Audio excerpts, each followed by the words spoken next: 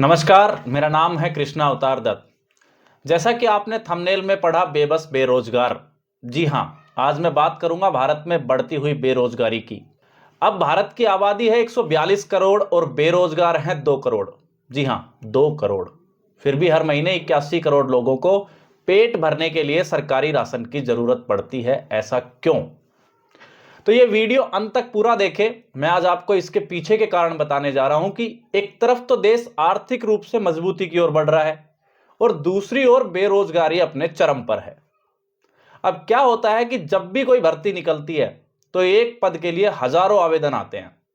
Clerk, चपड़ासी, सफाई कर्मी के लिए एमए पीएचडी वाले भी कतार में खड़े हुए नजर आते हैं।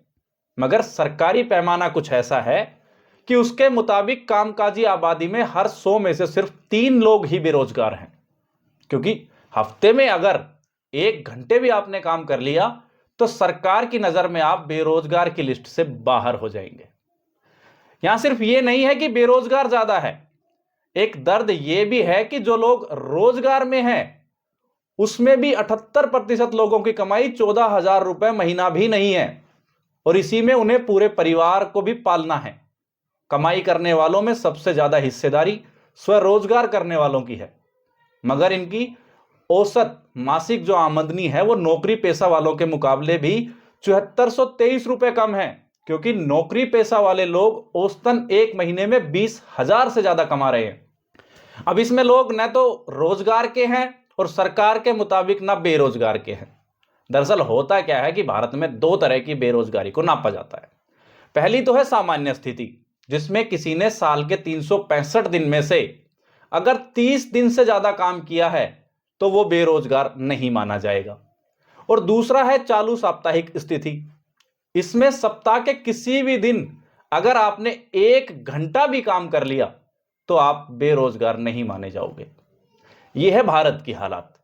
जबकि अमेरिका में क्या होता है, अगर पिछले 4 हफ्तों से आप सक्रिय रूप से काम की तलाश कर रहे हैं और आप भी काम के लिए उपलब्ध हैं तो इस रूप में आप बेरोजगार के रूप में वर्गीकृत कर दिए जाएंगे।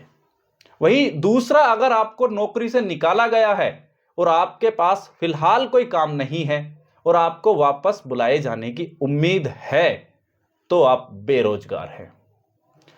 यह तो हुई भारत और अमेरिका की बात। अब अंतर्राष्ट्रीय श्रम संगठन के अनुसार 15 से 74 साल का व्यक्ति रोजगार में नहीं है, उसे बेरोजगार की श्रेणी में रखा जाएगा। वहीं एक दूसरा, जिसे सर्वे से पहले जिसने 4 हफ्ते से लगातार जॉब की तलाश की है या 2 हफ्ते से नौकरी के लिए उपलब्ध है, उसे बेरोजगार माना जाएगा। अब जिन लोगों पर ये दोनों में से कोई भी परिभाषा लागू नहीं होती उसको कहते हैं निष्क्रिय आबादी। अब पीरियोडिक लेबर फोर्स सर्वे की एक रिपोर्ट आई थी 2023-24 की, जिसमें कि बिना पढ़े लिखे लोगों में 59.6% लोग रोजगार में हैं और ग्रेजुएट में से केवल 57.5% लोगों को ही काम मिलता है। वहीं इंडिया एम्प्लॉयमेंट रिपोर्ट के मुताबिक युवाओं में जो 5वीं तक पढ़े हैं उनमें बेरोजगारी दर सबसे कम है, यानी कि 3.2%। और ग्रेजुएट या उससे ज्यादा पढ़े लिखे लोग, उनमें बेरोजगारी की दर है 28.7%, यानी कि सबसे ज्यादा बेरोजगारी की दर। इसका मतलब यह हुआ कि भारत में पढ़े लिखे लोगों से ज्यादा तो कम पढ़े लिखे लोग रोजगार पाने में सक्षम हैं। अब समझ ये नहीं आया कि रोजगार को भारत में मानते क्या हैं, रोजगार होता क्या है। देखिए, भारत में कमाई करने वालों को 3 हिस्सों में बांटते हैं। पहला है खुद का रोजगार, यानी कि ठेला, रेहड़ी, दुकान या खेत खलिहान। और दूसरा है नौकरी पेशा, यानी कि नियमित रूप से वेतन पाने वाले लोग।